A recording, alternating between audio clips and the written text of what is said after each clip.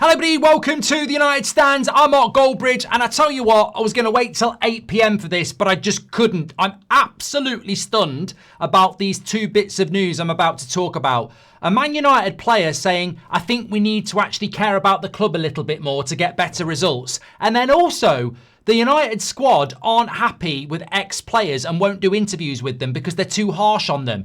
If you ever needed an insight into the mentality of this squad and why they are a huge problem at this club, and yeah, the manager might be, and certainly the owners are, but let's never leave these players out of this equation. Oh my God, pampered prats who don't even know what this football club is about. What have the Glazers created? They've created this player power situation that is sinking this football club. I mean, first of all, look, one of the things is coming out from the Mail and Chris Wheeler about how players feel the weight of what the ex-players say about them.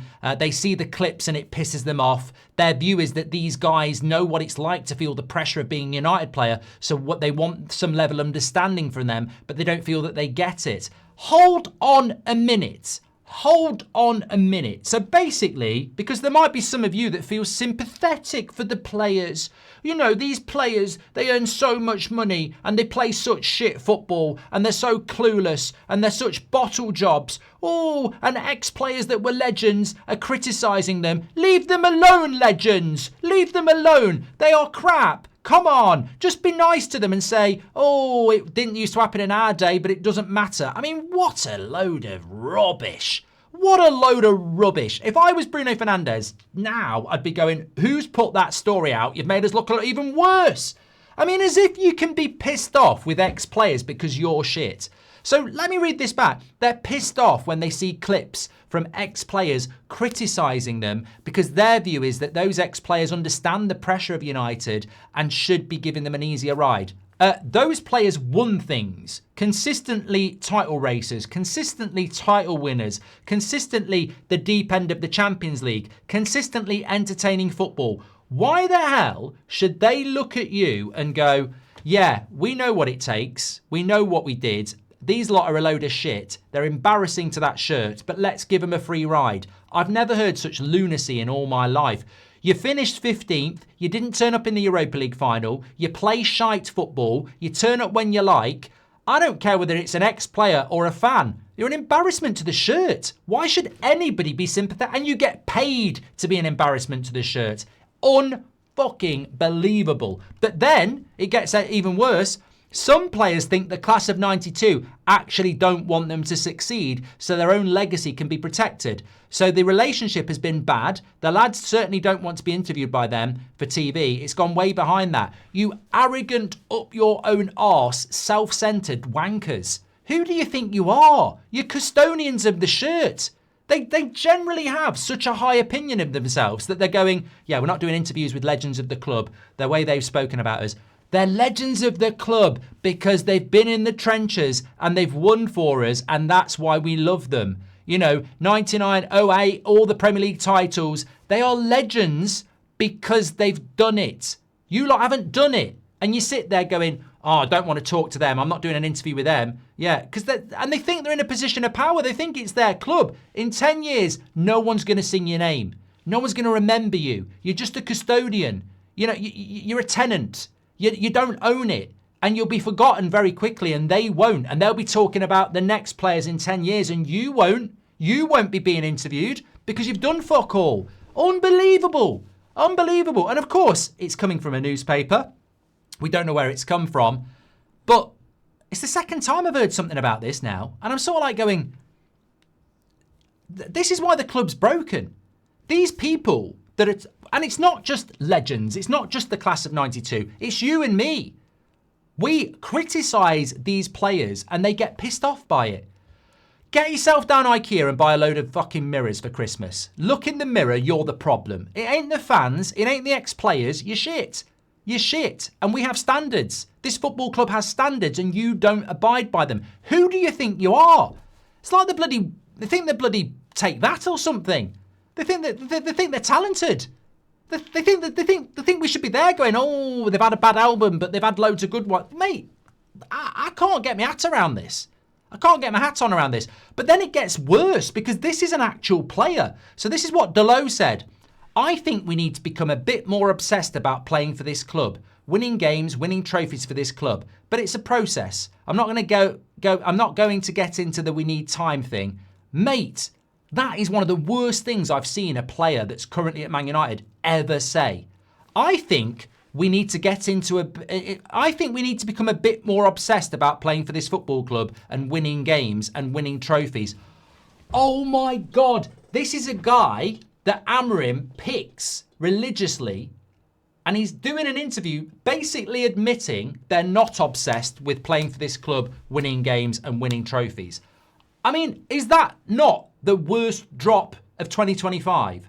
We've got a player, and he may, look, in fairness to Dalot, he probably thinks he's saying something good, but you're literally saying that the team needs to be more obsessed about playing for our club, winning games, winning trophies. By doing that, you're admitting, maybe not Dalot, but he's obviously talking about somebody. He's basically admitting there's players in that dressing room who aren't obsessed about Man United. They're not obsessed about winning, and they're not obsessed about winning trophies, which is incredible. These two drops today are stunning, absolutely stunning. And we probably shouldn't be surprised because he says, I think we have to win straight away because that's what the club demands. That's why it hurts sometimes even more than we have opportunities and we don't take them. But he also says, I think we've shown this season that we can be a very good team and we can beat anybody. Then it's something that we need to get into ourselves. Sometimes it's not football quality. It has to be from inside. It has to be from the anger and the drive that you have every day to win football games and to live your life like that.